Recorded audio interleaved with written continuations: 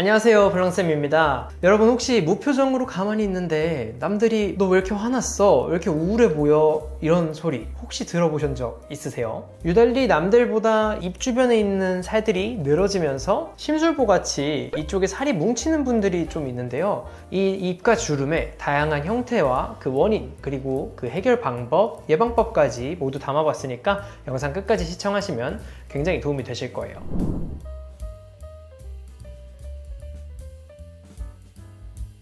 우선 입가주름이 정확히 뭔지 알아야겠죠?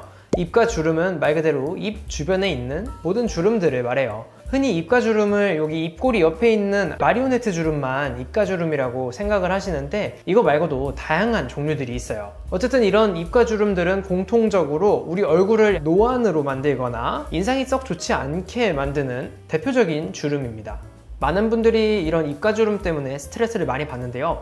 하지만 예상 외로 형태도 굉장히 다양하고 원인도 다양하기 때문에 획일화된 시술로 받으시면 효과가 없는 경우도 좀 있습니다. 그래서 오늘은 왜 내가 받았던 시술이 효과가 없었는지, 그리고 나는 어떤 시술을 받아야 되는지, 어떤 방법으로 이런 입가주름을 없앨 수 있는지 알려드릴게요. 우선 입가주름의 종류와 원인에 대해서 설명드릴게요. 입가주름의 종류 하면은 대표적으로 입꼬리 옆에 아래로 내려가 있는 마리오네트 주름이 가장 대표적인 입가주름이에요. 이 마리오네트 주름은 왜 생기냐? 입 옆에 있는 양옆의 볼살이 점점 중력에 의해서 처지게 되면서 입가 옆에 있는 유지인대에 볼살이 걸리게 되면서 생기는 주름이 바로 이 마리오네트 주름입니다. 그리고 또 다른 형태는 입꼬리 주름이 아니라 입술 위에 생기는 세로 주름인데요. 할머니들이 많이 생기는 주름이라 해서 할머니 호호 주름 혹은 고양이 주름이라고 알려져 있는 형태입니다. 이 호호 주름은 아까 설명드린 마리오네트 주름이랑은 조금 원인이 달라요. 얘는 피부가 탄력이 떨어지고 볼륨이 부족해지면서 피부가 자글자글해지면서 생기는 주름입니다. 쉽게 비유를 하자면 물미역이랑 건조한 미역이랑 차이를 보시면 확실히 와닿으실 거예요. 우리 입술 같은 경우에도 이 미역이랑 비슷합니다. 점점 보습이 안 되고 탄력을 잃게 되면은 이 물을 머금은 탱탱한 미역이 점점점 건조한 미역으로 변해가는 거죠. 그리고 마지막으로 소개해드릴 입가주름은 바로 아코디언 주름이라고 하는 주름입니다. 보통 입꼬리 옆에 세로로 이렇게 생기는 실주름 같은 주름이 바로 이 주름이에요. 이 아코디언 주름도 인중 주름이랑 좀 비슷하게 우리가 나이가 들면서 콜라겐이 점점점 줄어들면서 피부 탄력을 잃게 되면서 생기게 되는 주름이에요. 그리고 이 세 가지 주름을 동시에 만드는 원인도 있습니다. 입술에 힘을 바싹 주는 습관 때문에 생길 수도 있어요. 가뜩이나 피부 두께가 얇으신 분이 이렇게 입술을 다무는 습관을 계속 한다면 젊은 나이에도 이 할머니 주름이 생길 수 있습니다. 그럼 지금부터 이 입가 주름들을 어떻게 해결할 수 있는지 그 방법들을 소개해 드릴게요.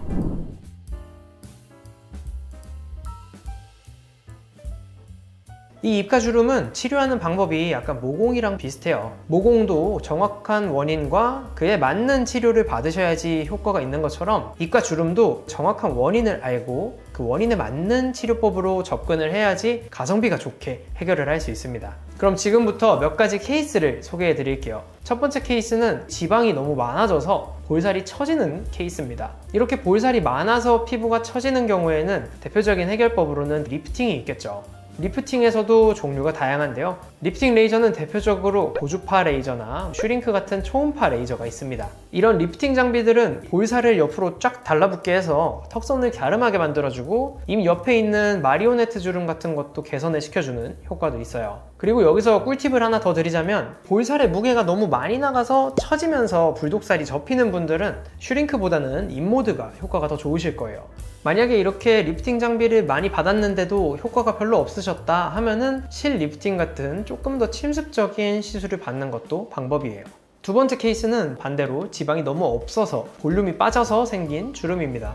우리 얼굴에 있는 피하 지방이 줄어들면서 입꼬리 주름, 마리오네트 주름 같은 게 새로 생기기도 하는데요. 이런 분들 같은 경우에는 필러를 받으시는 게 효과가 아주 좋습니다. 직접적으로 그 꺼진 부위에 필러를 넣어줘서 주변이랑 높이를 맞추는 거죠. 그리고 이렇게 볼륨이 줄어들면서 생기는 입가주름이 하나 더 있어요. 바로 이 호호주름, 할머니 주름입니다. 할머니 주름 같은 경우에는 직접적으로 많은 양의 필러를 넣을 수는 없어요. 그렇기 때문에 저는 보통 히알루론산 스킨 부스터를 추천을 드려요. 히알루론산 스킨 부스터는 너무 깊은 깊이에 넣지 않고 일부러 진피층에 주사를 해서 히알루론산을 직접 넣어주는 원리예요. 하지만 히알루론산 스킨 부스터도 결국에는 필러긴 필러입니다. 필러 자체가 좀 꺼려진다 하시는 분들은 다른 방법으로는 콜라겐을 채워주는 울트라콜이라든지 아니면 스컬트라, 주베루 이런 것들이 도움이 될 수 있어요. 그리고 마지막 세 번째 케이스는 입술이 너무 많이 움직여서 생기는 주름입니다. 입가 주름도 우리 이마 주름이나 미간 주름 같이 보톡스를 쓰기도 해요. 하지만 입 둘레근에 보톡스를 자칫해서 조금 많이 넣으면은 일상생활 할 때 너무 불편해요. 그래서 호호주름이 아닌 입가 주름은 보톡스를 같이 쓰는데 호호주름인 경우에는 보톡스 단독으로 하기보다는 다른 방법들을 섞어서 쓰고 있어요. 자, 지금까지는 치료 방법을 설명을 드렸는데요. 이제부터는 아예 예방을 하는 방법들을 소개해 드릴게요.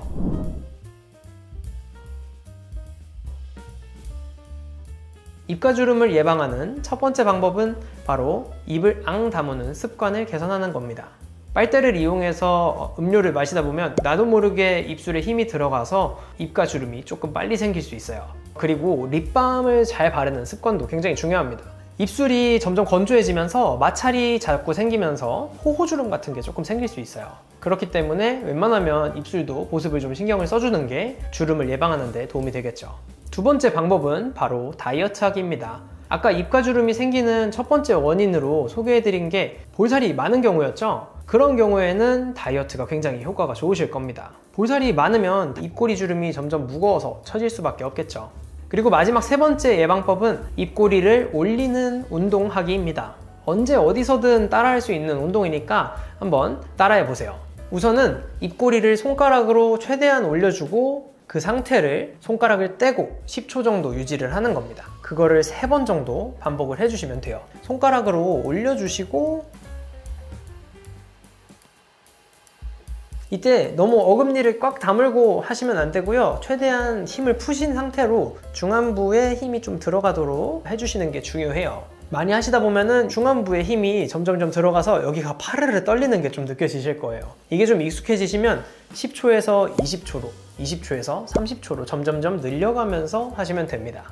자, 오늘은 입가주름이 생기는 원인과 그리고 해결 방법들에 대해서 좀 설명해 드렸어요. 마지막으로 하나 더 알려드리고 싶은 게 있는데 주름은 한번 생기고 나면 개선하는 게 굉장히 어렵습니다. 종이가 한번 세게 구겨지고 나면 아무리 펴도 일반 종이처럼 보이지 않는 것처럼 주름도 똑같아요. 주름이 생기기 전에 예방을 하는 게 가장 가성비가 좋은 치료법이라는 거 반드시 좀 기억을 해주시면 좋겠네요. 오늘 영상 도움이 좀 많이 되셨으면 좋겠습니다. 그럼 다음에 만나요.